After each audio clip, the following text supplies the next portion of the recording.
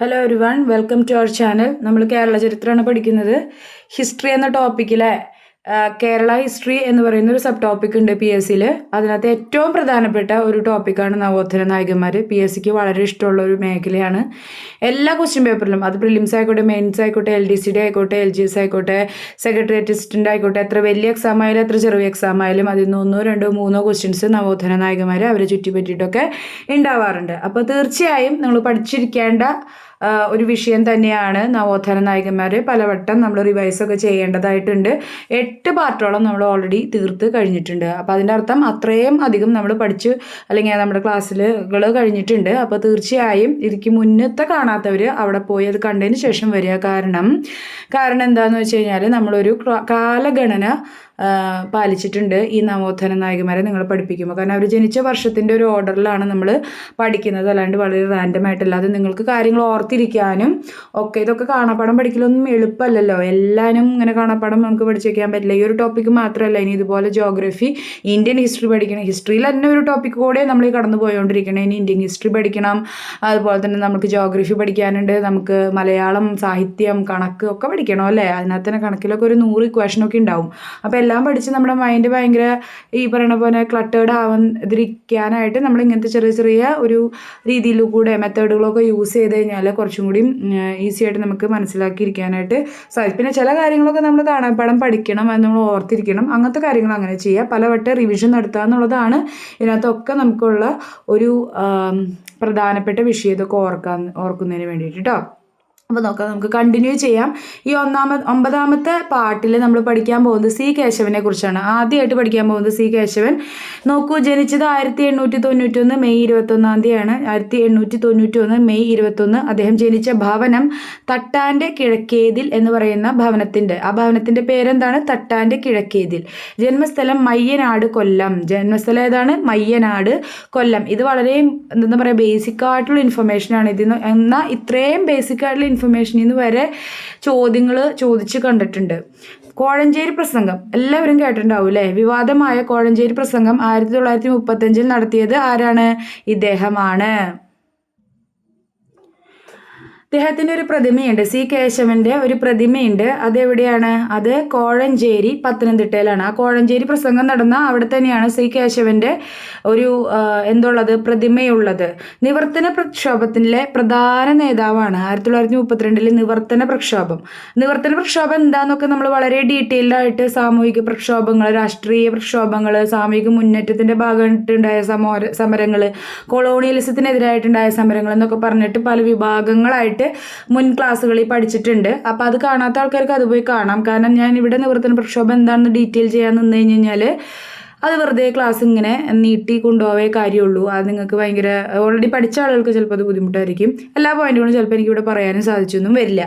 അപ്പോൾ അതിൻ്റെയൊക്കെ വീഡിയോകൾ നമ്മളൊരു പ്ലേലിസ്റ്റിലാക്കിയിട്ടുണ്ട്. അതിൻ്റെ പ്ലേലിസ്റ്റിൻ്റെ ലിങ്ക് ഡിസ്ക്രിപ്ഷൻ ബോക്സിൽ അവൈലബിൾ ആണ്. അല്ലെങ്കിൽ നമ്മുടെ യൂട്യൂബ് ചാനൽ സന്ദർശിച്ച് കഴിഞ്ഞാൽ അത് പ്ലേലിസ്റ്റുകളുടെ സെഷനിൽ ആദ്യം തന്നെ ഇത് എടുക്കുന്നുണ്ടാവും. നിങ്ങൾക്കത് പോയിട്ട് 1 by 1 ആയിട്ട് എടുത്ത് കാണാവുന്നതാണ്. ഓക്കെ, നോക്കുക. തിരുവിതാംകൂർ ശ്രീചിത്തിര തിരുനാൾ നടപ്പിലാക്കിയ ഭരണപരിഷ്കാരങ്ങളിൽ പിന്നാക്ക വിഭാഗക്കാർക്ക് പ്രാതിനിധ്യം ലഭിക്കാത്തതിൽ പ്രതിഷേധിച്ചാണ് എന്ത് നടന്നത്? നിവർത്തന പ്രക്ഷോഭം. അപ്പം ഇതൊരു സാമൂഹിക രാഷ്ട്രീയ മുന്നേറ്റ ഒരു പ്രക്ഷോഭമായിരുന്നു. എന്താ? ശ്രീചിത്തിര തിരുനാൾ 1932 ആകുമ്പോൾ ശ്രീചിത്തിര തിരുനാളാണ്. അദ്ദേഹം നടപ്പിലാക്കിയ കുറേ ഭരണപരിഷ്കാരങ്ങളുണ്ട്. അതിലത്തൊക്കെ ഈ പിന്നോക്ക വിഭാഗക്കാർക്ക് എന്തുണ്ടായില്ല? വലിയ ഒരു പ്രാധാന്യമൊന്നും കൊടുത്തിട്ടുണ്ടായിരുന്നില്ല. അതിനെ പ്രതിഷേധിച്ചാണ് നിവർത്തന പ്രക്ഷോഭം ഉണ്ടാവുന്നത്. നിവർത്തന പ്രക്ഷോഭത്തിന് നിവർത്തനം എന്ന പേര് നൽകിയത് നിവർത്തനം എന്ന പേര് നൽകിയത് IC ചാക്കോയാണ് നൽകിയത്. ട്രാവൻകൂർ പബ്ലിക് സർവീസ് കമ്മീഷന് രൂപീകരണം, അതായത് PSC Travancore public service commission രൂപം ഉണ്ടാവുന്നതിന് വേണ്ടി, അല്ലെങ്കിൽ അതിൻ്റെ രൂപീകരണത്തിന്, ട്രാവൻകൂർ പബ്ലിക് സർവീസ് കമ്മീഷൻ്റെ രൂപീകരണത്തിന് കാരണമായ പ്രക്ഷോഭമാണ് നിവർത്തന പ്രക്ഷോഭം. ഇത് ചോദിച്ചിട്ടുണ്ട്, ഇഷ്ടംപോലെ തവണ ചോദിച്ചിട്ടുണ്ട്. നിവർത്തന പ്രക്ഷോഭത്തിൻ്റെ ജിഹ്വ അല്ലെങ്കിൽ ജിഹ്വ എന്ന് പറഞ്ഞാൽ നാവ് എന്നുള്ള അർത്ഥം. അതായത് ഒരു പത്രമുണ്ട്, അതിൻ്റെ നിവർത്തന പ്രക്ഷോഭത്തിൻ്റെ കാര്യങ്ങളൊക്കെ അല്ലെങ്കിൽ അതിൻ്റെ ആശയങ്ങളൊക്കെ പ്രചരിപ്പിക്കുന്നതിൻ്റെ ഭാഗമായിട്ടൊരു പത്രം ഉണ്ടായിരുന്നു. അതായിരുന്നു കേരള കേസരി. കേരള കേസരി എന്ന പത്രം എന്തായിട്ട് ബന്ധപ്പെട്ടിരിക്കുന്നു? നിവർത്തന പ്രക്ഷോഭമായിട്ട് ബന്ധപ്പെട്ടിരിക്കുന്നു. NV Joseph TM Varghese, PK കുഞ്ഞ് എന്നിവർക്കൊപ്പം സംയുക്ത രാഷ്ട്രീയ സമിതിക്ക് രൂപം നൽകി. സി കേശവനും NV ജോസഫും TM വർഗീസും PK കുഞ്ഞും ഒക്കെ ചേർന്ന് എന്ത് നൽകി? ഒരു സംയുക്ത രാഷ്ട്രീയ സമിതിക്ക് രൂപം നൽകി. എന്നാൽ 1932 ഡിസംബർ 17. അതൊക്കെ ഈ നിവർത്തന പ്രക്ഷോഭത്തിന്റെ ഭാഗമായി നടന്നതാണ്. ഞാൻ എല്ലാ ക്ലാസ്സിലും പറയുന്ന പോലെ തീർച്ചയായും നിങ്ങൾ എന്ത് ചെയ്യണം? ഓരോ പോയിന്റും ഒരു 5 പ്രാവശ്യം വെച്ച് നല്ല ശ്രദ്ധയോടുകൂടെ വായിക്കാൻ ശ്രമിക്കണം. അതുപോലെ തന്നെ ഏറ്റവും നല്ലത് ഒരു ബുക്കും പേപ്പറും എടുത്ത് വെച്ച് 1 by 1 ആയിട്ട് നോട്ട്സൊക്കെ എഴുതി അത് വീക്കെൻഡിൽ റിവൈസ് ചെയ്ത് നമ്മുടെ ക്ലാസ്സൊക്കെ 2-3 പ്രാവശ്യമൊക്കെ ഒന്ന് കേട്ട് പോകുന്നതാണ് എപ്പോഴും നല്ലത്. അപ്പം ഞാൻ കുറച്ച് സ്പീഡിലൊക്കെ പറയുന്നുണ്ടാവും. ഈ വീഡിയോയുടെ ലെങ്ത് ഒരുപാട് ആയിക്കഴിഞ്ഞാൽ അത് കാണാനായിട്ടുള്ള ഇൻട്രസ്റ്റ് പോകുമല്ലോ. അത് എപ്പോഴും ഞാൻ അങ്ങനെ പഠിക്കുമ്പോൾ എനിക്ക് അങ്ങനെ തോന്നാറുണ്ട്. നമ്മൾ ഒത്തിരി വലിയ വീഡിയോ ആയി കഴിഞ്ഞ് കഴിഞ്ഞാൽ അത് പഠിക്കാൻ നമ്മൾ ഏറ്റവും ചെറിയ വീഡിയോ നോക്കി പോകും. അപ്പോൾ തീർച്ചയായും അങ്ങനത്തെ ഒരു ബുദ്ധിമുട്ടില്ലാതിരിക്കുന്നതിന് വേണ്ടിയിട്ടാണ് നമ്മളെല്ലാ പോയിന്റും ഉൾപ്പെടുത്തുകയും എന്നാൽ വീഡിയോ അത്ര ലെങ്തി ആവാതിരിക്കാൻ ശ്രദ്ധിക്കുകയും ചെയ്യുന്നത്. അപ്പം നിങ്ങൾ എന്ത് ചെയ്യണം? ഇപ്പോൾ ഒന്നില്ലെങ്കിൽ വേണമെങ്കിൽ സ്പീഡ് കുറച്ച് കാണാം, അല്ലെങ്കിൽ സ്പീഡ് ഇച്ചിരി കൂട്ടി കാണാം. റിവിഷനൊക്കെ നടത്തുന്ന ആളുകൾക്ക് പരമാവധി സ്ക്രീനിലൊക്കെ ശ്രദ്ധിച്ചിരുന്ന് 1 പ്രാവശ്യം 2 പ്രാവശ്യമെങ്കിലും അറ്റ്ലീസ്റ്റ് ഒന്ന് വായിച്ചു പോകാനായിട്ടൊക്കെ ശ്രദ്ധിക്കുക കേട്ടോ. 1933 ശ്രീ ചിത്തിരത്തിരുനാൾ ഇവിടെ സ്പെല്ലിംഗ് മിസ്റ്റേക്ക് തിരുനാളിന് സംയുക്ത രാഷ്ട്രീയ സമിതി മെമ്മോറിയൽ സമർപ്പിച്ചു. 1933 ഈ പ്രശ്നം ഉന്നയിച്ചുകൊണ്ട്, അതായത് ഇവിടെ നടന്ന കുറേ പരിഷ്കാരങ്ങളിലൊന്നും എന്തില്ല, പിന്നാക്കക്കാർക്ക് ഒരു പ്രാതിനിധ്യം കൊടുത്തിട്ടില്ല എന്നുള്ള കാര്യം അറിയിച്ചുകൊണ്ട് ഒരു മെമ്മോറിയൽ ശ്രീ തിരുനാളിന് ഈ ഒരു സംയുക്ത രാഷ്ട്രീയ സമിതി 1933 ഒരു മെമ്മോറിയൽ സമർപ്പിക്കുകയാണ്. 1938 ഫെബ്രുവരി രൂപം കൊണ്ട തിരുവിതാംകൂർ സ്റ്റേറ്റ് കോൺഗ്രസിന്റെ സ്ഥാപകരിൽ ഒരാളാണ് ആര്? സി കേശവൻ അല്ലേ? സി കേശവൻ. 1938 ഫെബ്രുവരിയിൽ തിരുവിതാംകൂർ സ്റ്റേറ്റ് കോൺഗ്രസിന്റെ സ്ഥാപകരിൽ ഒരാളാണ്. മറ്റു നേതാക്കൾ ആരാണ്? TM വർഗീസും പട്ടംതാണിപ്പിള്ളയും. പട്ടംതാണിപ്പിള്ള നമുക്ക് വളരെ സുപരിചിതരാണ്. നമ്മൾ മുൻകാല മുഖ്യമന്ത്രിമാരെ കുറിച്ചൊക്കെ പഠിക്കുമ്പോൾ നമ്മൾ അവിടെ ഡീറ്റെയിൽ ആയിട്ട് പഠിച്ചിട്ടുണ്ട്. അതും നമ്മളുടെ പ്ലേലിസ്റ്റിൽ അവൈലബിൾ ആണ്, പോയി കാണാം കേട്ടോ. കോൺഗ്രസിന്റെ സ്ഥാപകർ, തിരുവിതാംകൂർ സ്റ്റേറ്റ് കോൺഗ്രസിന്റെ സ്ഥാപകർ 1938 ആണ് രൂപം കൊള്ളുന്നത്. അതിന് ഒന്ന് സി കേശവനാണ്, മറ്റേത് TM വർഗീസും പട്ടംതാണിപ്പിള്ളയാണ്. സംയുക്ത രാഷ്ട്രീയ സമിതിയാണ് സ്റ്റേറ്റ് കോൺഗ്രസ് ആയി മാറിയത്. അപ്പോൾ ഈ സംയുക്ത രാഷ്ട്രീയ സമിതി രൂപീകരിച്ചുല്ലോ നിവർത്തന പ്രക്ഷോഭത്തിന്റെ ഭാഗമായിട്ട്. അതാണ് പിന്നെ സ്റ്റേറ്റ് കോൺഗ്രസ് ആയിട്ട് മാറിയത്. തിരുവിതാംകൂർ ഈഴവ മഹാജനസഭയുടെ സ്ഥാപകൻ ആണ് സി കേശവൻ. തിരുവിതാംകൂർ ഈഴവ മഹാജനസഭയുടെ സ്ഥാപകനാണ്. ഇദ്ദേഹത്തിന്റെ ആത്മകഥ ആണ് എന്ത്? ജീവിത സമരം. നോക്കൂ, സി കേശവന്റെ ആത്മകഥയുടെ പേരെന്താണ്? ജീവിത സമരം. ബേസിക്ക് ഇഷ്ടപ്പെട്ടൊരു ചോദ്യമാണ്. ഇത് ഏത് വ്യക്തിയുടെ, ഏത് നവോത്ഥാന നായകന്റെ ഈ ഒരു വർക്ക് തന്നിട്ട് ഏത് നവോത്ഥാന നായകന്റെ ആത്മകഥയാണ് എന്ന് ചോദിക്കാം. അതല്ലെങ്കിൽ സ്റ്റേറ്റ്മെന്റ് ടൈപ്പായിട്ട് ചോദ്യങ്ങളൊക്കെ വരാം കേട്ടോ. ജീവിത സമരം എന്ന് പറയുന്നത് സി കേശവന്റെ എന്താണ്? ഒരു ആത്മകഥ ആണ്. ഒരു ആത്മകഥ എഴുതിയിട്ടുള്ളൂ ആത്മകഥ.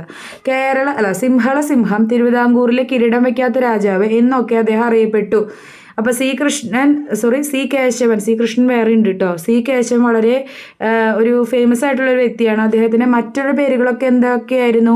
തിരുവിതാംകൂറിലെ കിരീടം വയ്ക്കാത്ത രാജാവ്, സിംഹള സിംഹം എന്നൊക്കെ അറിയപ്പെട്ടിരുന്നത് ആരാണ്? സി കേശവനാണ്. ഇദ്ദേഹത്തെ തിരുവിതാംകൂറിലെ കിരീടം വയ്ക്കാത്ത രാജാവ് എന്ന് വിശേഷിപ്പിച്ചത് KC മാമൻ മാപ്പിളയാണ്. KC മാമൻ മാപ്പിള ആണ് തിരുവിതാംകൂറിലെ കിരീടം വയ്ക്കാത്ത രാജാവ് എന്ന് സി കേശവനെ വിശേഷിപ്പിച്ചത്. KC മാമൻ മാപ്പിള. ചേർത്തല പ്രസംഗം ഇദ്ദേഹമായിട്ട് ബന്ധപ്പെട്ട മറ്റൊരു കാര്യമാണ് ചേർത്തല. അപ്പോൾ കോഴഞ്ചേരി പ്രസംഗം ഉണ്ട്, അപ്പോൾ മെയിനായിട്ട് പ്രസംഗത്തിൻ്റെ ആളാണ്. ചേർത്തല പ്രസംഗം ഈഴവ ജനങ്ങളെ അഭിസംബോധന ചെയ്ത് 1933 ചേർത്തലയിൽ നടന്ന പ്രസംഗമാണ് ചേർത്തല പ്രസംഗം. ഭഗവാൻ കാറൽ മാർക്സ് എന്ന പ്രസിദ്ധ പ്രയോഗം സി കേശവൻ്റെതാണ്. ഭഗവാൻ കാറൽ മാർക്സ് എന്നുള്ള പ്രസിദ്ധ പ്രയോഗം സി കേശവൻ്റെയാണ്. ഭഗവാൻ കാറൽ മാർക്സ് എന്ന പ്രയോഗം സി കേശവൻ്റെയാണ്. ടാഗോർ കേരളം സന്ദർശിച്ചപ്പോൾ അദ്ദേഹത്തെ സ്വാഗതം ചെയ്ത് കുമാരനാശാന്റെ ദിവ്യ കോകിലം എന്ന കവിത ആലപിച്ചു. ടാഗോർ കേരളം സന്ദർശിച്ചപ്പോൾ അദ്ദേഹത്തെ സ്വാഗതം ചെയ്തിട്ട് കുമാരനാശാന്റെ ദിവ്യ കോകിലം. അപ്പൊ ഈ കുമാരനാശൻ ദിവ്യ കോകിലം എഴുതിയത് ആരെ പറ്റിയിട്ടാ? ടാഗോറിനെ പറ്റിയിട്ടാണ് അല്ലേ. ടാഗോർ ശ്രീനാരായണ ഗുരു തമ്മിൽ സന്ദർശിക്കാനിടയായി അതിൻ്റെ ഇതിനകത്ത് അദ്ദേഹത്തെ ബഹുമാനിച്ചുകൊണ്ട് എഴുതിയതാണ് ദിവ്യ കോകിലം കുമാരനാശാൻ. അത് അദ്ദേഹം ടാഗോർ കേരളം സന്ദർശിച്ചപ്പോൾ സി കേശവൻ ഈ കവിത ആലപിക്കുന്നുണ്ട്. നോക്കൂ, ശബരിമല ക്ഷേത്രത്തിന് തീ പിടിച്ചപ്പോൾ ഒരു അമ്പലം കത്തി നശിച്ചാൽ അത്രയും അന്ധവിശ്വാസം നശിക്കും എന്ന് പറഞ്ഞു. നോക്കൂ, ഈ വരികൾ നമ്മളുടെ സ്ത്രീകൾക്ക് ശബരിമല ക്ഷേത്രത്തിൽ പ്രവേശനം നൽകുന്ന ആ ഒരു വിവാദത്തിൻ്റെ സമയത്ത് ഒരുപാട് ചർച്ച ചെയ്യപ്പെട്ട ഒരു വരികളാണ്. സി കേശവൻ്റെ ശബരിമല ക്ഷേത്രത്തിന് തീ പിടിച്ചു എന്നറിഞ്ഞപ്പോൾ അദ്ദേഹം പറഞ്ഞതാണ്, ഒരു അമ്പലം കത്തി നശിച്ചാൽ അത്രയും അന്ധവിശ്വാസം നശിക്കും എന്ന് പറഞ്ഞു. 1947 പാലിയം സത്യാഗ്രഹം അദ്ദേഹം ഉദ്ഘാടനം ചെയ്തു. 1947 പാലിയം സത്യാഗ്രഹം ഉദ്ഘാടനം ചെയ്തത് സി കേശവനാണ്. 1987 തിരുക്കൊച്ചിയുടെ മുഖ്യമന്ത്രിയായി. 1857 തിരുക്കൊച്ചിയുടെ മുഖ്യമന്ത്രി ആയിട്ടുണ്ട്. സി കേശവൻ മെമ്മോറിയൽ ഹാൾ സ്ഥിതി ചെയ്യുന്നത് കൊല്ലത്താണ്. സി കേശവൻ മെമ്മോറിയൽ ഹാൾ സ്ഥിതി ചെയ്യുന്നത് കൊല്ലത്താണ്. കാറൽ മാർക്സ് എന്ന പുസ്തകം എഴുതിയത് സി കേശവനാണ്. കാറൽ മാർക്സ് എന്ന പുസ്തകം എഴുതിയത് സി കേശവൻ 1969 ജൂലൈ 7 അന്തരിക്കുകയാണ്. 1969 ജൂലൈ 7 അന്തരിച്ചു. അപ്പോൾ ഇതൊക്കെയാണ് നമ്മൾ സി കേശവനെ കുറിച്ച് പഠിച്ചത്. നമുക്കിനി അടുത്ത ആളിലേക്ക് പോവാം. അടുത്ത ആള് KP വള്ളോൻ. അത്ര അധികം നിങ്ങൾ ചിലപ്പോൾ കേട്ടിട്ടുണ്ടാവില്ല. പക്ഷെ നമുക്ക് ഇങ്ങനെ ആൾക്കാരെ ഒഴിവാക്കാനും പറ്റില്ല. കാരണം ചിലപ്പോൾ ആരും അങ്ങനെ അധികം ഡിസ്കസ് ചെയ്യാത്ത ആളുകളെ പറ്റി PSC ചിലപ്പോൾ ചോദിക്കുക. അപ്പോൾ KP വള്ളോൻ 1894 KP വള്ളോൻ ജനിക്കുന്നത് 1894 മരിക്കുന്നത് 1940. 1894 ജനുവരി 2 എറണാകുളം ജില്ലയിലെ കനയന്നൂർ താലൂക്കിലെ മുളവുകാടിലാണ് അദ്ദേഹം ജനിച്ചത്. മുളവുകാടിലാണ് 1894 ജനുവരി 2 എറണാകുളം ജില്ലയിൽ ജനിച്ചത് KP വള്ളോൻ. 1931 കൊച്ചിൻ ലെജിസ്ലേറ്റീവ് അസംബ്ലിയിലെ മെമ്പർ ആയിട്ടുണ്ട്. 1931 1939 കൊച്ചിൻ ലെജിസ്ലേറ്റീവ് അസംബ്ലിയിലെ മെമ്പറായി. KP വള്ളോന്റെ സഹോദരിയാണ് ദാക്ഷായണി വേലായുധൻ. ദാക്ഷായണി വേലായുധനെ പറ്റി നമ്മൾ മുന്നേ പഠിച്ചിട്ടുണ്ട്. അപ്പോൾ ദാക്ഷായണി വേലായുധൻ ആരാണെന്ന് അറിയുന്നവർ കമൻറ്റ് ചെയ്യുക. നമ്മുടെ കേരള ചരിത്രത്തിൽ തന്നെ ഏറ്റവും പ്രധാനപ്പെട്ട ഒരു വ്യക്തിയാണ് ദാക്ഷായണി വേലായുധൻ. വളരെ പ്രധാനപ്പെട്ട ഒരു ഫിഗറാണ്. ഇഷ്ടംപോലെ പ്രാവശ്യം ചോദ്യങ്ങൾ വന്നിട്ടുണ്ട്. അപ്പോൾ ദാക്ഷായണി വേലായുധൻ ആരാണ് എന്താണ് അവരുടെ ഒരു പ്രാധാന്യം എന്നുള്ളത് അറിയാവുന്ന ഒരു കമൻറ്റ്. KP വള്ളോൻ്റെ സഹോദരിയാണ് ആര്? ദാക്ഷായണി വേലായുധൻ. KP വള്ളോൻ റോഡ് കടവന്ത്ര മുതൽ കൊച്ചു കടവന്ത്ര വരെയാണ്. KP വള്ളോനെ സ്വാധീനിച്ച നവോത്ഥാന നായകൻ പണ്ഡിറ്റ് കറുപ്പനാണ്. KP വള്ളോനെ സ്വാധീനിച്ച നവോത്ഥാന. അപ്പോൾ പണ്ഡിറ്റ് കറുപ്പൻ എവിടെ നിന്നാണ്? എറണാകുളം ജില്ലയിൽ തന്നെയാണ് അല്ലേ? അപ്പോൾ പണ്ഡിറ്റ് കറുപ്പൻ്റെ ഒരു സ്വാധീനം നമുക്ക് ആരിലുണ്ട്? KP വള്ളോനിൽ കാണാനായിട്ട് സാധിക്കും. ഓക്കെ, അടുത്തത് വേലുക്കുട്ടി അരയൻ ജനിച്ചത് 1994 മരിക്കുന്നത് 1969. ജനനം 1894 മാർച്ച് 11 ജന്മസ്ഥലം ചെറിയഴിക്കൽ കരുനാഗപ്പള്ളി കൊല്ലത്താണ്. ചെറിയഴിക്കൽ കരുനാഗപ്പള്ളി കൊല്ലം. ജന്മസ്ഥലം കറക്റ്റ് ചെറിയഴിക്കലാണ്, കരുനാഗപ്പള്ളിയിൽ കൊല്ലം എന്ന ജില്ലയിലാണ് അദ്ദേഹം വേലുക്കുട്ടി അരയൻ ജനിക്കുന്നത്. അദ്ദേഹം മാസികകൾ സ്ഥാപിച്ചിട്ടുണ്ട്. അരയൻ 1917, ചിരി, സമാധാനം, ഫിഷറീസ്, അരയ സ്ത്രീജന മാസിക. ഇതൊക്കെ വേലുക്കുട്ടി അരയൻ സ്ഥാപിച്ച മാസികകളാണ്. ഓക്കെ, ഞാൻ ഈ സ്ലൈഡുകളിൽ എനിക്കറിയാവുന്ന എല്ലാ പോയിന്റുകളും ഉൾപ്പെടുത്താനായിട്ട് ശ്രമിച്ചിട്ടുണ്ട്. കാരണം അങ്ങനെ ഉൾപ്പെടുത്തിയില്ല എന്നുണ്ടെങ്കിൽ ചിലപ്പോൾ ഇത് സൗണ്ട് ഇല്ലാതെയൊക്കെ സ്ക്രീനിൽ നോക്കി യാത്ര ചെയ്യുമ്പോഴൊക്കെ കണ്ട് പഠിക്കുന്ന ആൾക്കാർക്ക് ചിലപ്പോൾ ഇത് ബുദ്ധിമുട്ടാവും. അതുപോലെ തന്നെ ഇത് നിങ്ങൾ കാണുകയും എല്ലാതും പലവട്ടം കേൾക്കുകയൊക്കെ ചെയ്യുമ്പോഴാണ് ഇത് മെമ്മറിയിൽ നിൽക്കുക കേട്ടോ. അപ്പോൾ ഓരോ പോയിന്റിന് പലവട്ടം പറയുന്നതിന് ആരും ദേഷ്യപ്പെടരുത്. മാസികകൾ: അരയൻ 1917, ചിരി, സമാധാനം, ഫിഷറീസ്, അരയ സ്ത്രീജന മാസിക. സംഘടനകൾ ഏതൊക്കെയാണ്? വേലുക്കുട്ടി അരയൻ സ്ഥാപിച്ച അല്ലെങ്കിൽ രൂപീകരിച്ച സംഘടനകൾ: തിരുവിതാംകൂർ അരയ വംശ പരിപാലന യോഗം, അരയജന മഹാസഭയുണ്ട്. അത് വേറെ ഒരു നവോത്ഥാന നായകനാണ്. അത് ആരെന്ന് അറിയുന്ന ഒരു കമൻറ്റ് ചെയ്യാൻ നമ്മൾ ഓൾറെഡി പഠിച്ചു പോയതാണ്. തിരുവിതാംകൂർ അരയവംശ പരിപാലന യോഗം, തിരുവിതാംകൂർ രാഷ്ട്രീയ മഹാസഭ, തിരുവിതാംകൂർ നാവിക തൊഴിലാളി യൂണിയൻ. നോക്കൂ, നാവിക തൊഴിലാളി യൂണിയൻ, തിരുവിതാംകൂർ രാഷ്ട്രീയ മഹാസഭ, തിരുവിതാംകൂർ അരയവംശ പരിപാലന യോഗം. വേലുക്കുട്ടി അരയൻ്റെ തൂലികാനാമം വജ്രസൂചി എന്ന തൂലികാനാമത്തിൽ എഴുതിയിരുന്ന നവോത്ഥാന നായകൻ ആരാണ്? വേലുക്കുട്ടി അരയൻ. പക്ഷെ അദ്ദേഹം മാത്രമല്ല, മുക്കോർത്ത് കുമാരനും ഈ വജ്രസൂചി എന്ന പേരിൽ അറിയപ്പെട്ടിരുന്നു. വജ്രസൂചി എന്ന പേരിൽ 2 നവോത്ഥാന നായകന്മാർ എഴുതിയിരുന്നു. അത് ഒരാൾ മുക്കോർത്ത് കുമാരനും രണ്ടാമത്തേത് വേലുക്കുട്ടി അരയനുമാണ്. വേലുക്കുട്ടി അരയൻ്റെ പ്രധാന കൃതികൾ ഏതൊക്കെയാണ്?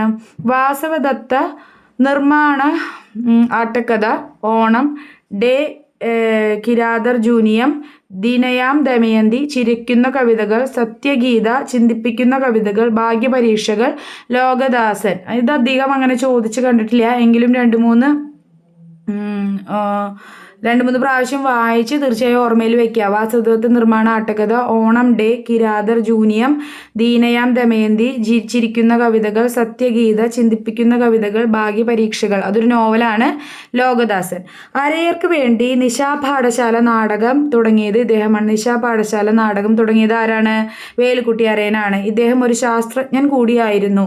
അതായത് ശാസ്ത്രബോധമുള്ള വ്യക്തിയും ശാസ്ത്രജ്ഞനും കൂടിയായിരുന്നു വേലുക്കുട്ടി അരയൻ. 1969 മെയ് 31 ഇദ്ദേഹം അന്തരിച്ചു. 1969 മെയ് 31 വേലുക്കുട്ടി അരയൻ അന്തരിക്കുന്നുണ്ട്. നമുക്ക് അടുത്ത ആളെ പഠിക്കാം. ആഗമാനന്ദ സ്വാമി. പിന്നെ അടുത്തത് നമ്മൾ VD ഭട്ടതിരിപ്പാട് പഠിച്ചതിന് ശേഷം എന്ത് ചെയ്യും? ഇന്നത്തെ ക്ലാസ് അവസാനിക്കുന്നതാണ്. ഓക്കെ. ആഗമാനന്ദ സ്വാമി എന്ന 1896 ജനിക്കുന്നത്. 1961 മരിക്കുന്നു. ജനനം എന്നാണ് ഒന്നുകൂടി നോക്കാം നമുക്ക്. 1896 കൊല്ലത്തെ ചവറയിൽ ഒരു ബ്രാഹ്മണ കുടുംബത്തിലാണ് അദ്ദേഹം ആഗമാനന്ദ സ്വാമി ജനിക്കുന്നത്. ഈ ബ്രാഹ്മണ കുടുംബത്തിൽ എന്നൊക്കെ പറയുന്നത് ഒരു ഇറലവൻറ്റ് ഫാക്ടറാണ്. നമ്മളൊരു നവോത്ഥാന നായകനെ പറ്റി പഠിക്കുമ്പോൾ അതൊരു ഫാക്ടറാണെന്നൊക്കെ ഇനി ചില സമയത്ത് സംശയം തോന്നാറുണ്ടെങ്കിലും. മാതാപിതാക്കൾ ചോലയിൽ പുതുമന മഠത്തിൽ പരമേശ്വരൻ എംബ്യാന്തിരി, ഇടശ്ശേരി മഠത്തിൽ ലക്ഷ്മി ദേവി അന്തർജനം. അപ്പോൾ മാതാപിതാക്കൾ എന്ന് വെച്ചാൽ മാതാവ് ഇടശ്ശേരി മഠത്തിൽ ലക്ഷ്മി ദേവി അന്തർജനം, പിതാവ് ചോലയിൽ പുതുമന മഠത്തിൽ പരമേശ്വരൻ നമ്പ്യാന്തിരി. ആദ്യകാല പേര്, അദ്ദേഹത്തിൻ്റെ ആദ്യകാല പേര് എന്തായിരുന്നു? കൃഷ്ണൻ എന്നായിരുന്നു. ഓക്കെ. ആഗമാനന്ദ സ്വാമി സ്കൂൾ വിദ്യാഭ്യാസ കാലത്ത് രൂപീകരിച്ച സംഘടനയാണ് ധർമ്മ വിദ്യാർത്ഥി സംഘം. ആഗമാനന്ദ സ്വാമി സ്കൂൾ വിദ്യാഭ്യാസ കാലത്ത് തന്നെ അദ്ദേഹത്തിന് ഒരു പുരോഗമന ചിന്തയുണ്ട്. അങ്ങനെ അദ്ദേഹം രൂപീകരിച്ച സംഘടനയാണ് ധർമ്മ വിദ്യാർത്ഥി സംഘം. ശ്രീനാരായണ ഗുരുവും സ്വാമി വിവേകാനന്ദനുമായിരുന്നു ഇദ്ദേഹത്തെ സ്വാധീനിച്ച ആത്മീയ നേതാക്കൾ. ശ്രീനാരായണ ഗുരുവും സ്വാമി വിവേകാനന്ദനും രണ്ടുപേരും ജാതി വ്യവസ്ഥയ്ക്കും ജാതി നിർണയത്തിനൊക്കെ എതിരായിരുന്നു. ശ്രീനാരായണ ഗുരുവും സ്വാമി വിവേകാനന്ദനും ആയിരുന്നു ഇദ്ദേഹത്തെ, അതായത് ആഗമാനന്ദ സ്വാമികളെ സ്വാധീനിച്ച ആത്മീയ നേതാക്കൾ. 1925 ബാംഗ്ലൂരിലെ ശ്രീരാമകൃഷ്ണ ആശ്രമത്തിലെ അന്തേവാസിയായി. അദ്ദേഹം ഒരു മഠത്തിൽ അല്ലെങ്കിൽ ഒരു ആശ്രമത്തിൽ പ്രവേശിക്കുന്നത് 1925 ബാംഗ്ലൂരിലെ ശ്രീരാമകൃഷ്ണ ആശ്രമത്തിലെ അന്തേവാസിയായി. ആശ്രമത്തിന്റെ സ്ഥാപക അധ്യക്ഷനായിരുന്ന സ്വാമിനാനന്ദയിൽ നിന്ന് 1928 സന്യാസം സ്വീകരിച്ചു. കൃഷ്ണൻ എംബ്യാതിരി ആഗമാനന്ദ സ്വാമിയായി മാറി. അദ്ദേഹം 1928 എന്ത് ചെയ്തു? സന്യാസം സ്വീകരിച്ചു. എന്നിട്ട് പിന്നീട് ആഗമാനന്ദ സ്വാമിയായിട്ട് അറിയപ്പെടാനായിട്ട് തുടങ്ങി. ഇനി ആഗമാനന്ദ സ്വാമികളുടെ കൃതികൾ ഏതൊക്കെയാണെന്ന് നോക്കാം. വിവേകാനന്ദ സന്ദേശം, ശ്രീശങ്കര ഭഗവത്ഗീത വ്യാഖ്യാനം, ഇത് സ്വതന്ത്ര കൃതികളാണ്. വിഷ്ണു പുരാണം ഒരു വിവർത്തനമാണ്. നോക്കൂ, ഇതൊക്കെയാണ് അദ്ദേഹത്തിന് പ്രധാന കൃതികൾ. ഏതൊക്കെയാണെന്ന് നോക്കൂ. വിവേകാനന്ദ സന്ദേശം, ശ്രീശങ്കര ഭഗവത്ഗീത വ്യാഖ്യാനം, ഇത് രണ്ടും അദ്ദേഹം എഴുതിയ സ്വതന്ത്ര കൃതിയാണ്. എന്നാൽ വിഷ്ണു പുരാണം എന്ന് പറയുന്നത് ഒരു വിവർത്തനമാണ്. നോക്കൂ, അടുത്തത് നോക്കാം. പ്രഭാഷണങ്ങളും പ്രബന്ധങ്ങളും വീരവാണി എന്ന പേരിൽ 4 ഭാഗങ്ങളിലായി പ്രസിദ്ധീകരിച്ചിട്ടുണ്ട്. അപ്പോൾ ഇദ്ദേഹം ആഗമാനന്ദ സ്വാമികളുടെ പ്രഭാഷണങ്ങളും പ്രബന്ധങ്ങളും വീരവാണി എന്ന പേരിൽ 4 ഭാഗങ്ങളിലായിട്ട് പ്രസിദ്ധീകരിച്ചിട്ടുണ്ട്. ആഗമാനന്ദൻ സ്ഥാപിച്ച മാസികകൾ ഏതൊക്കെയാണ്? അമൃതവാണി, പ്രബുദ്ധ കേരളം. രണ്ടും ആഗമാനന്ദ സ്വാമികൾ സ്ഥാപിച്ച മാസികകളാണ്. ആധുനിക കാലടിയുടെ സ്ഥാപകൻ എന്നറിയപ്പെടുന്നത് ആരാണ്? അത് ആഗമാനന്ദ സ്വാമിയാണ്. ആധുനിക കാലടിയുടെ സ്ഥാപകൻ എന്നറിയപ്പെടുന്നു. 1936 കാലടിയിൽ ശ്രീരാമകൃഷ്ണ ആശ്രമം സ്ഥാപിക്കുന്നുണ്ട്. 1936 കാലടിയിൽ ശ്രീരാമകൃഷ്ണ ആശ്രമം സ്ഥാപിച്ചു. ബ്രഹ്മാനന്ദോദയം എന്ന സംസ്കൃത സ്കൂൾ സ്ഥാപിച്ചു. അദ്ദേഹം പുതുക്കാട്, തൃശ്ശൂരുള്ള പുതുക്കാടാണ് ഈ ആശ്രമം സ്ഥാപിച്ചത്. ബ്രഹ്മാനന്ദോദയം എന്ന സംസ്കൃത സ്കൂൾ എവിടെയാണ് ആഗമാനന്ദ സ്വാമികൾ സ്ഥാപിച്ചത്? പുതുക്കാട്, തൃശ്ശൂർ. തിരുവല്ല ശ്രീരാമകൃഷ്ണ ആശ്രമത്തിലാണ് സ്വാമി ബ്രഹ്മചാരിയായി തന്റെ ജീവിതം തുടങ്ങിയത്. നോക്കൂ, തിരുവല്ല ശ്രീരാമകൃഷ്ണ ആശ്രമത്തിലാണ് സ്വാമി ബ്രഹ്മചാരിയായി തന്റെ ജീവിതം തുടങ്ങിയത്. 1961 അദ്ദേഹം അന്തരിക്കുകയുണ്ടായി. ഇനി അടുത്തയിലേക്ക് പോവാം. അപ്പം അടുത്തതായിട്ട് നമ്മൾ പഠിക്കാൻ പോകുന്നത് വളരെ പ്രധാനപ്പെട്ട VT ഭട്ടതിരിപ്പാട്. നമ്മളെല്ലാവരും കേട്ടിട്ടുള്ളൊരു പേരാണ് VT ഭട്ടതിരിപ്പാട്. എഴുത്തുകാരനായും അല്ലാതെയും നവോത്ഥാന നായകന്മാരായിട്ടും നമ്മളിവിടെ പഠിക്കുന്നത് നവോത്ഥാന നായകൻ എന്ന രീതിയിലാണ്. VT ഭട്ടതിരിപ്പാട് 1896 ജനിച്ചു, 1982 മരണമടയുകയും ചെയ്യുകയാണ്. അദ്ദേഹം ജനിച്ച വർഷം 1896. പാലക്കാട് ജില്ലയിലെ തൃത്താലയ്ക്കടുത്ത് മേഴത്തൂർ ഗ്രാമത്തിലാണ് VT ഭട്ടതിരിപ്പാട് എന്ത് ചെയ്യുന്നത്, ജനിക്കുന്നത്. ഏത് ജില്ലയിലാണ്? പാലക്കാട് ജില്ലയിലെ തൃത്താലയ്ക്കടുത്ത് മേഴത്തൂർ ഗ്രാമത്തിൽ ജനിച്ചു. യോഗജന സഭയുടെ അമരക്കാരനാണ്. യോഗക്ഷേമ സഭയുടെ അമരക്കാരൻ എന്ന് പറഞ്ഞാൽ ഏറ്റവും പ്രധാനപ്പെട്ട ഒരു നേതാവ് അല്ലെങ്കിൽ അത് നടത്തിക്കൊണ്ടു പോരുന്ന വ്യക്തിയാണ് VT ഭട്ടതിരിപ്പാട്. യോഗക്ഷേമ സഭ രൂപം കൊണ്ടത് 1908. യോഗക്ഷേമ സഭ രൂപം കൊണ്ടത് 1908. യോഗക്ഷേമ സഭയുടെ മുദ്രാവാക്യം നമ്പൂതിരിയെ മനുഷ്യനാക്കുക. യോഗക്ഷേമ സഭയുടെ മുദ്രാവാക്യം നമ്പൂതിരിയെ മനുഷ്യനാക്കുക. യോഗക്ഷേമ സഭ പുറത്തിറക്കിയ 2 മാസികകൾ ഉണ്ണി നമ്പൂതിരിയും യോഗക്ഷേമ മാസികയുമാണ്. യോഗക്ഷേമ സഭ പുറത്തിറക്കിയ 2 മാസികകൾ ഉണ്ണി നമ്പൂതിരിയും യോഗക്ഷേമ മാസിക. ബ്രാഹ്മണ സമുദായത്തിലെ ആദ്യ മിശ്ര വിവാഹത്തിന് നേതൃത്വം നൽകിയത് VT ഭട്ടതിരിപ്പാടാണ്. ബ്രാഹ്മണ സമുദായത്തിലെ ആദ്യ മിശ്ര വിവാഹത്തിന് നേതൃത്വം നൽകിയത് VT ഭട്ടതിരിപ്പാടാണ്. ഇത് ഒരു പ്രാവശ്യം സ്റ്റേറ്റ്മെന്റ് ആയിട്ട് ചോദിച്ചിട്ടുണ്ട് കേട്ടോ. യുവജന സംഘം എന്ന പ്രസ്ഥാനത്തിന്റെ അമരക്കാരൻ. യുവജന സംഘം എന്ന പ്രസ്ഥാനത്തിന്റെ അമരക്കാരൻ എന്ന് പറഞ്ഞാൽ എന്താ ഞാൻ പറഞ്ഞത്, അത് നടത്തിക്കൊണ്ടുപോകുന്ന ആൾ അല്ലെങ്കിൽ ഏറ്റവും നേതൃത്വം നൽകുന്ന ആളൊക്കെയാണ് VT ഭട്ടതിരിപ്പാട്. യുവജന സംഘം അതുപോലെ തന്നെ യോഗക്ഷേമ സഭയുടെയും അമരക്കാരനാണ് VT ഭട്ടതിരിപ്പാട്. ഇദ്ദേഹത്തിന്റെ കൃതികൾ ഏതൊക്കെയാണ്?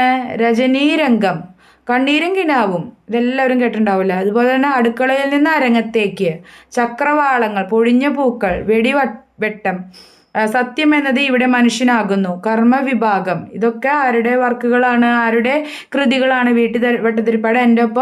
എൻ്റെ ഒപ്പം തന്നെ നിങ്ങളും വായിക്കുക. രജനീരംഗം,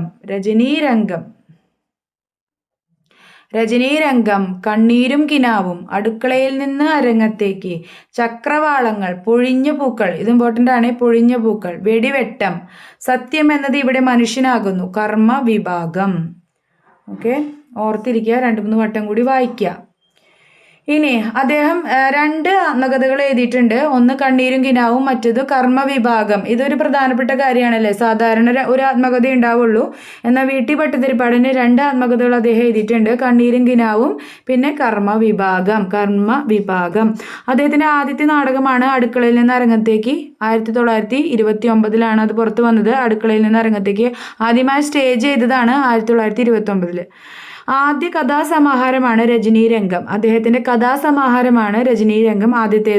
ആദ്യ കഥാസമാഹാരം രജനീരംഗം. കേരളത്തിൽ ദരിദ്ര വിദ്യാർത്ഥികൾക്ക് പഠിക്കാനുള്ള സാഹചര്യം ഉണ്ടാകണമെന്നാവശ്യപ്പെട്ട് VT ഭട്ടതിരിപ്പാടിന്റെ നേതൃത്വത്തിൽ ദരിദ്ര വിദ്യാർത്ഥികൾക്ക് പഠിക്കാനുള്ള സാഹചര്യം ഉണ്ടാകണമെന്നാവശ്യപ്പെട്ട് VT ഭട്ടതിരിപ്പാടിന്റെ നേതൃത്വത്തിൽ തൃശ്ശൂർ മുതൽ കാസർഗോഡ് വരെ ഒരു ജാഥ നടത്തിയിട്ടുണ്ട്. അതാണ് യാചനായാത്ര.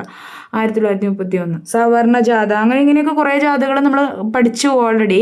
ഇവിടെ VT ഭട്ടതിരിപ്പാടിൻ്റെ ഉദ്ദേശം എന്താണ്? ഈ യാചനായാത്ര 1931 അപ്പം നിവർത്തന പ്രക്ഷോഭമൊക്കെ നടക്കുന്നതിന് തൊട്ട് മുന്നായിട്ട് നടത്തുന്നതിന് കാരണം കേരളത്തിലെ ദരിദ്ര വിദ്യാർത്ഥികൾക്ക് പഠിക്കാനുള്ള സാഹചര്യം ഇല്ല, അത് ഉണ്ടാക്കണമെന്നാവശ്യപ്പെട്ടുകൊണ്ട് അദ്ദേഹം ഒരു ജാഥ നടത്തി, അല്ലെങ്കിൽ അദ്ദേഹത്തിൻ്റെ നേതൃത്വത്തിൽ ഒരു ജാഥ നടത്തി. എവിടെ മുതൽ? കുറച്ച് ദൂരമൊന്നുമല്ല, തൃശ്ശൂർ മുതൽ കാസർഗോഡ് വരെ. അതാണ് യാചനായാത്ര 1931. അമ്പലങ്ങൾക്കിനി തീ കൊളുത്തുക എന്ന ലഘുലേഖ അദ്ദേഹം പ്രസിദ്ധീകരിച്ചതാണ്. അമ്പലങ്ങൾക്കിനി തീ കൊളുത്തുക. അപ്പോൾ ഈ അന്ധവിശ്വാസവും ജാതി നിർണയവും ജാതി വ്യവസ്ഥയും ഒക്കെ തൊട്ടുകൂടായ്മയും തീണ്ടികൂടായ്മയും ഒക്കെ കണ്ടതിന് ശേഷമാണ് അദ്ദേഹം പറയുന്നത് അമ്പലങ്ങൾക്കിനി തീ കൊളുത്തുക. VT ഭട്ടതിരിപ്പാട് അന്തരിച്ചത് 1982 എന്നാണ് അന്തരിക്കുന്നത്. ഏത് വർഷം? 1982. ഓക്കെ, ഇനി നമുക്ക് കുറച്ച് കൺഫ്യൂസിങ് പാർട്സ് ഉണ്ട്, അത് നോക്കാം. അമ്പലങ്ങൾക്കിനി തീ കൊളുത്തുക, അതിപ്പോൾ പറഞ്ഞതാണ്. ആരാണ് പറഞ്ഞത്? വീട്ടി ഭട്ടതിരിപ്പാട്. അമ്പലങ്ങൾക്കിനി തീ കൊളുത്തുക എന്ന് പറയുന്നത് വീട്ടി ഭട്ടതിരിപ്പാടാണ്. ഒരു അമ്പലം നശിച്ചാൽ അത്രയും അനാചാരം നശിച്ചു എന്ന് പറയുന്നത് സി കേശവനാണ്. അടുക്കളയിൽ നിന്ന് പാർലമെന്റിലേക്ക് എന്നൊരു വർക്കുണ്ട്, അത് ഭാരതീയ ഉദയഭാനുവാണ് എഴുതിയിരിക്കുന്നത്. അടുക്കളയിൽ നിന്ന് അരങ്ങത്തേക്ക് വീട്ടി ഭട്ടതിരിപ്പാട്. പൊഴിഞ്ഞ പൂക്കൾ വീട്ടി ഭട്ടതിരിപ്പാട്. കൊഴിഞ്ഞ ഇലകൾ ജോസഫ് മുണ്ടശ്ശേരി. ഇത് ഓർത്ത് വയ്ക്കുക. പൊഴിഞ്ഞ പൂക്കൾ വീട്ടി ഭട്ടതിരിപ്പാടാണ്, കൊഴിഞ്ഞ ഇലകൾ ജോസഫ് മുണ്ടശ്ശേരി. ഇതിങ്ങനെ കൺഫ്യൂഷൻ ആക്കാനോ ചിലപ്പോൾ ചേരുംപിടി ചേർക്കാനായിട്ടോ അതല്ലാന്നുണ്ടെങ്കിൽ ഇങ്ങനെ കൊഴിഞ്ഞ പൂക്കൾ എന്ന് പറഞ്ഞ വർക്ക് അല്ലെങ്കിൽ ഒരു കൃതി എഴുതിയിരിക്കുന്നത് ജോസഫ് മുണ്ടശ്ശേരിയാണ്. അപ്പോൾ നമുക്ക് ചിലപ്പോൾ ഇങ്ങനെ കൊഴിഞ്ഞ എന്നുള്ളത് പെട്ടെന്ന് നമ്മൾ പൊഴിഞ്ഞ എന്നൊക്കെ ഓർത്തിരിക്കാനുള്ള സാധ്യതയുണ്ട്. പൊഴിഞ്ഞ പൂക്കൾ ആരെഴുതിയതാണ്? വീട്ടി ഭട്ടതിരിപ്പാട്. കൊഴിഞ്ഞ ഇലകൾ ജോസഫ് ഇപ്പം ഇലയാണ് ആരുടെ? മുണ്ടശ്ശേരിയുടെ. പൂക്കൾ ആരുടെയാണ്? ഭട്ടതിരിപ്പാടിൻ്റെയാണ്. ഓക്കെ, അങ്ങനെ ഓർത്തിരിക്കുക. ഇങ്ങനെ ഓരോ ട്രിക്കുകളിലൂടെ ഒക്കെ ഓർക്കുക. എല്ലാത്തിനും നമുക്ക് ഇങ്ങനെ കോഡുകൾ ഉണ്ടാക്കാൻ പറ്റില്ല, പിന്നെ ആ കോഡ് ഓർമ്മിക്കാൻ നിൽക്കേണ്ടി വരും നമ്മൾ. ആ കോഡ് അങ്ങോട്ട് കൺഫ്യൂഷൻ ആവും. അതിനേക്കാളും ചിലതൊക്കെ ഫാക്റ്റായിട്ട് തന്നെ പഠിച്ചിരിക്കുക.